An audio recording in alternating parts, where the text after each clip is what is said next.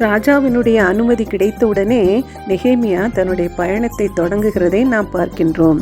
இதோ சிலர் ஜெபித்துவிட்டு சோம்பேறித்தனமாக செயல்படாமல் இருப்பார்கள்.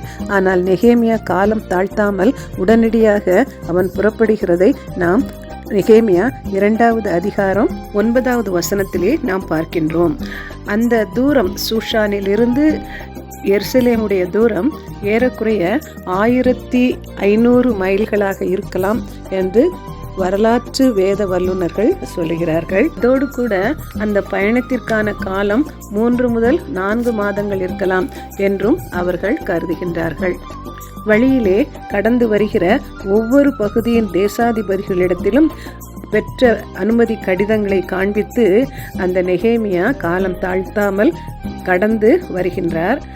ராஜா என்னோட கூட இராணுவ சேர்வைக்காரரையும் குதிரை வீரரையும் அனுப்பியிருந்தார். எனவே கேப்டன்ஸ், அந்த இராணுவத்தினுடைய தளபதிகளையும் அவர்களுக்கு உதவி செய்யும்படியாக குதிரைகளையும் குதிரை வீரர்களையும் அந்த ராஜா அனுப்பி கொடுத்திருக்கிறதை நாம் பார்க்கின்றோம்.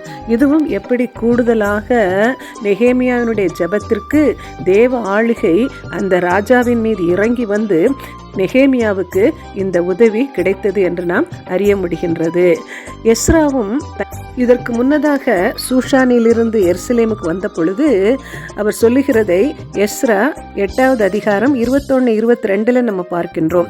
அப்பொழுது நாங்கள் எங்கள் தேவனுக்கு முன்பாக எங்களை தாழ்த்துகிறதற்கும் எங்களுக்காகவும் எங்கள் பிள்ளைகளுக்காகவும் எங்கள் சகல பொருள்களுக்காகவும் செவ்வையான வழியை தேடுகிறதற்கும் நான் அங்கே அந்த அகாவா நதியண்டையிலே உபவாசத்தை கூறினேன்.